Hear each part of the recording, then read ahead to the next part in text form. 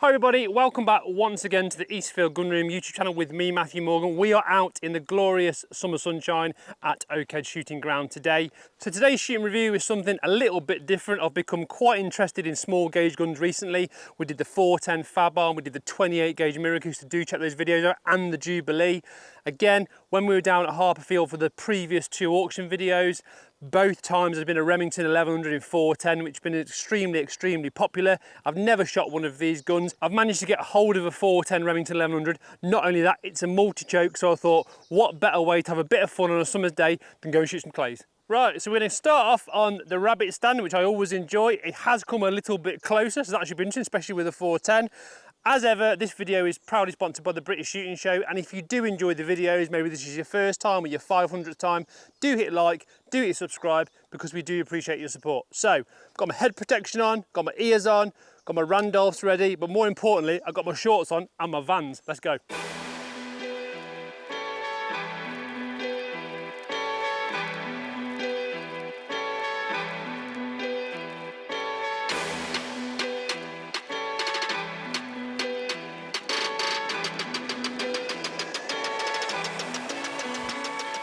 So great success. I didn't knock myself out when I walked into the stand, and from a shooting point of view, that's the first time I've ever shot a 410 semi-auto. So much fun. Obviously with the 410 over and under or a side by side, you get a slight degree of recoil, but with a semi-auto, it is literally non-existent. And because this thing's quite heavy, I think it's about 7 pounds, something like that, it's easy to maneuver, it's nice and steady, it doesn't feel like a little wand. Really good fun. Incidentally, we've got a half choke in it, and I'm using Fiocchi 3-inch, which are these little bad boys.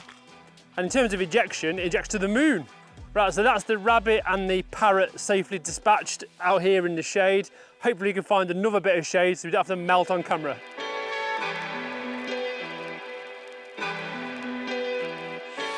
You join us back in the shade because it's hotter than the equator today. Now behind me we've got some more hanging birds. It's like Chester Zoo here, and then down there we have got a going away. So we're going to try both of those, bit more fun with the Remi, and then we'll have a sit down and talk about my shooting experience of this fantastic little American shotgun.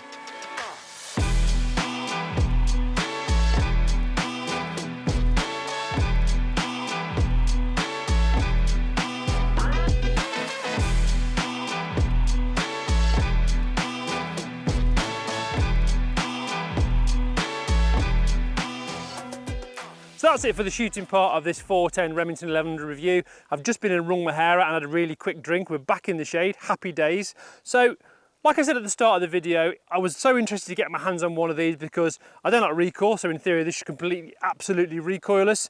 And I was gobsmacked at what the interest has been in this particular gun, and of course the two guns in the previous two Harper Field auctions that of course I've been down to and filmed. Now, the three stands I've chosen, one behind here, we've had a go at the rabbit, because I think a rabbit's always a good idea to see where a gun is kind of shooting in terms of the height of the comb in particular.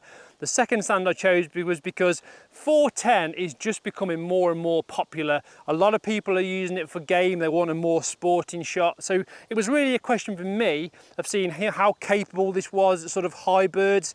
Yes, you've got to think about it a little bit more, but even with these little 18-gram Fiocchis, providing you sort of pick your birds when you're out pheasant shooting or partridge or whatever, you can still bring them down no problem whatsoever. Like I said, we've had half choke in this, we've been using 7.5 and 8 in terms of the shot size.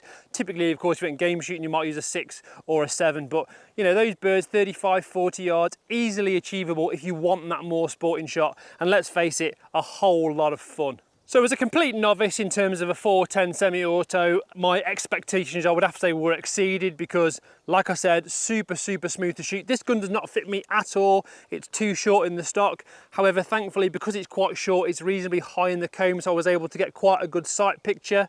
In terms of the movement of it, very easy to move, even on that tall stuff. It's only a 27-inch, but let's not forget, you've got the overall length of the gun because of the length of the receiver, which on a Remi is quite long. And it just feels lovely. Yes, the trigger's a little bit agricultural because this is 1960s American technology.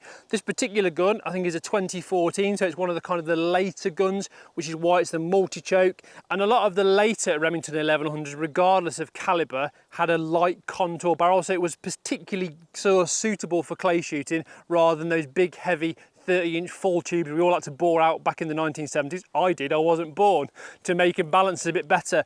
And it just feels, you know, I like the beaver tail forend, I like this slightly ramped rib with a massive venting, because I'm not gonna lie, this gun got very, very hot very, very quickly. It is 900 degrees today, but at the same time, because we're shooting quite a lot of cartridge in quick succession, you do need that ventilated rib. Now, this particular gun comes with 5 little multi-chokes, little diddy tiny things. I chose half because I think that probably would give us the kind of the best indication of the kind of patterns that this gun produces. Yes, I could have put full in, but you've seen me shoot before, I wouldn't have hit a lot. One thing I would say, it wasn't all plain sailing. I did find it quite fiddly to load. I've shot quite a lot of autos, but with this having that extra bit in the bottom of the carry you've got to push down, it was a bit fiddly, particularly with these little 410 cartridges, and I lost quite a few in the slats below my feet. So that's how it's shot, but as I've got it in my hands, let's take a closer look at some of the features. So it's a plain black action with Remington 1100, like the majority of them were throughout the 70s, 80s, 90s, whatever. What's interesting with this one is actually called a Sporting 410. Now, Remington 1100 boffins will tell me if I'm wrong, but I believe, again with the lighter weight, light contour barrels, some of the Sporting Remis actually had different types of steel in terms of the action to make them a little bit lighter. I could be wrong, comment below, we'd love to hear your thoughts. But I think that's really smart. Like I said, on the underside, we've got this fiddly, again, it's the standard Remi stuff. I have shot them, but not for probably 20 years, so I should have been prepared for it. I wasn't. I was a bit fingers and thumbs at the start of the film. I should just mention, for those who don't know, this is actually a 2+1 shot capacity shotgun. Of course, overseas, there are the options of having bigger capacity guns. Here in the UK, in terms of a shotgun, we are restricted a little bit, but also do bear in mind that if you are an owner of a semi-automatic and you do go to a playground, although you can actually put 3 cartridges in, most playgrounds there is restriction on 2 cartridges because of course there's a safety aspect linked to that. Trigger guard, exactly the same as it was in 1960 whatever when Remington first designed this gun. It hasn't changed all that much. We've got a gold trigger with of course a manual safety, which is the button that goes through the trigger guard. But one thing I would say about this particular gun is the overall aesthetics of it are really, really nice. You know, I like the ramp rib, I like the chunky forend. This highly glossed finish American walnut stock really, really suits the gun. And whereby you couldn't get away with putting this crazy sort of eagle upside down in the sandpit checkering on an English gun, it works with the American gun. On the back end, we've got a Remington limb saver recoil pad, which again, there was no recoil from it, but super, super smooth, didn't snag when I mount it. It's a good recoil pad, much better than the traditional 1100, which has got that epoxy plastic thing on the back. And as with a lot of these Remingtons, you've got a nice decorative pistol grip cap, which has got the RA shielding, which stands for really accurate. Despite the very much different checkering style, on the fore end, it's fully checkered, which is really, really nice. It helps for the balance of the gun, the movement of the gun. It doesn't move in your hands, feels really grippy. You can imagine that even with this kind of shiny finish of the lacquering on the wood, if it did start peeing down, which it's not going to do today because it's 847 Celsius, it wouldn't slip in your hands at all. And also, just to finish in terms of the rib, we've got a centre bead, which I think is original, and a big white foresight bead, which looks, if that's original, then you know you can certainly see it. The actual width of it, I would say, looking at, it's probably about 7mm parallel from top to the bottom. This gun incidentally was only available with a 27-inch barrel, which is what we've got here. So who might this gun appeal to? Now, from my point of view, people, shooters in general, are looking for more and more challenging things, which is why small bores are more popular. We've got the 410 World Championships, we've got people going on game shoots that are only for 410s or only for 28 gauges. So yes, this is limited to being kind of a clay fun gun, and you might want to take it pigeon shooting, but it is exactly that. It is a lot of fun. Now, you could argue that, would I spend fun money to put it in the cabinet? But people buy jet skis and you use them 2 months of the year. I'm not saying I'm going to go jet skiing with my 410 because the authorities would be cool, but you hear what I'm saying. You know, we all have these things in life that we treat ourselves to that are only going to get minimum use, but we buy them because we want them, and this is exactly that kind of gun. Now, I would imagine moving forward, anytime one of them appears at auction or in a dealer's, they just get snapped up super, super quick, because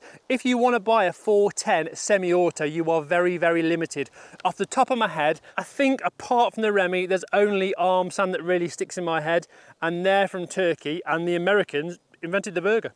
So for me, this gun kind of epitomises where we're at with small gauge guns, particularly 410. I'm sure a lot of viewers have got fond memories of chasing rats and squirrels around with a Webley 410 when they were, you know, knee-high to a grasshopper, but they were never a serious consideration if you wanted to go and shoot pheasants or if you wanted to have a real fun day on the clays. And because of that, we've come a long, long way, and this gun is fantastic. Just before we head off for a well-deserved cold drink, I want to thank Sue and the team here at Oakedge. Again, it's a fantastic facility. We're very, very privileged to come down and be able to film here and shoot here. If you haven't been, what are you waiting for? Get down here and enjoy some clays. And I think you can also shoot now on a Wednesday night. So shoot, pub, food. Great. As ever, this video is proudly sponsored by the British Shooting Show, which is the largest event in the British shooting calendar. If you have enjoyed the video, do hit like, do hit subscribe, and don't forget that notification bell as well, so you will know when we're next appearing on your screens. If you've got any questions about the particular gun, please do contact me directly. Feel free to comment below. We'd love to know your thoughts about 410s in general, Remington, semi-autos, or anything shock related. Maybe you want to talk about your jet ski, who knows? Don't forget to check out the website. And from me, Matthew Morgan, the Eastfield Gunroom, and this absolute beast from America, a mini beast if you like a beetle, I'll see you next time.